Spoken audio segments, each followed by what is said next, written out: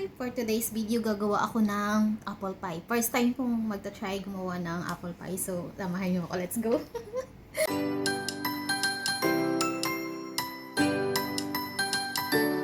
Eto na yung mga ingredients. Kailangan lang natin dito ng 3 perasong itlog. Yung buong itlog talaga siya. And then, lalagyan lang natin siya ng sugar. 150 grams ng sugar yung ilalagay natin dito. Tsaka pinch of salt.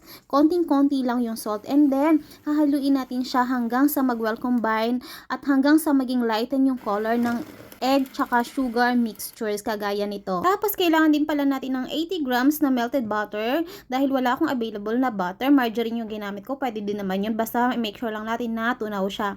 And then inad ko na rin yung fresh milk. Pwede rin kayong gumamit ng evaporated milk. And then haluin lang siyang mabuti hanggang sa mag-well combine lahat ng ingredients na nilagay nyo. Magdadagdag din pala tayo dito ng zest of lemon para may konting touch of lemon yung lasa ng ating apple cake. Haluin lang siyang mabuti at iset aside. Niready ko na rin pala dito ang 300 grams na flour na ating gagamitin. Tapos 15 grams na baking powder. Hinalo ko lang siya dun sa flour.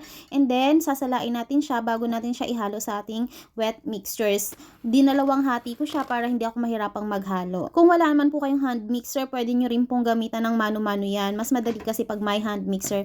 Then, after na ihalo ko na lahat ng dried ingredients dun sa wet ingredients, sinet aside ko muna yun. And then, prepare ko na yung apple. Bali, 2 apple lang yung ginamit ko dito. Hiniwa ko lang siya ng maliliit na pa-cubes. Tapos, nag-slice din ako ng maninipis para pang toppings mamaya. And then, ihalo ko na siya dito sa ating wet mixtures. Dinalawang hati ko siya para hindi ako mahirapang maghalo. I-make sure lang natin na mag-well combine lahat ng apple at saka yung wet ingredients. And then, naglagay na rin ako ng olive oil dito sa aluminum foil kasi dito ko lang siya ilalagay.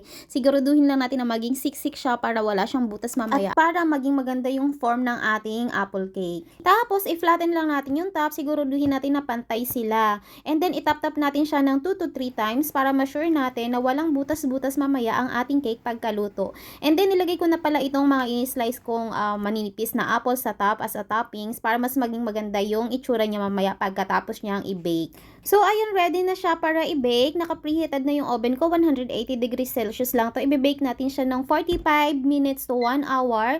Depende yun na pag nag-toothpick check kayo kung wala nang sumasamang mixture dun sa toothpick, ibig sabihin luto na siya.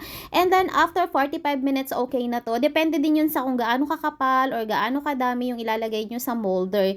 Ayan, nag-toothpick check ako. So far, so good. Okay naman siya. Luto na siya. 45 minutes ko lang siyang bake. O look, diba? Sobrang ganda ng itsura niya. Tsaka hindi lang yan na first time ko siyang matikman. Talagang approve na approve ako dito. 100%. Mas gusto ko pa yung taste nito kaysa sa banana cake na ginagawa ko na ganito din yung itsura. Tingnan nyo yung texture sa loob. Sobrang ganda. Ang ganda-ganda niya, ang moist niya. Ay nako, at saka ang lasa nito, hindi ka magsisisi. So ayun nga, dahil okay na, tikiman time. Hi! In-slice ko na yung ginawa ko kanina na apple pie bread. Apple pie cake bread. Uy, ang ganda. Tingnan niyo yung ano niya, texture niya. Sobrang ganda, oh. Ito na yung pinaka-exciting part. Tikiman time. First time ko lang siyang trinay, pero kinikilig ako. Oh. Ang ganda ng ano niya, ng texture niya. Sarap. At sobrang bango niya. Namoy.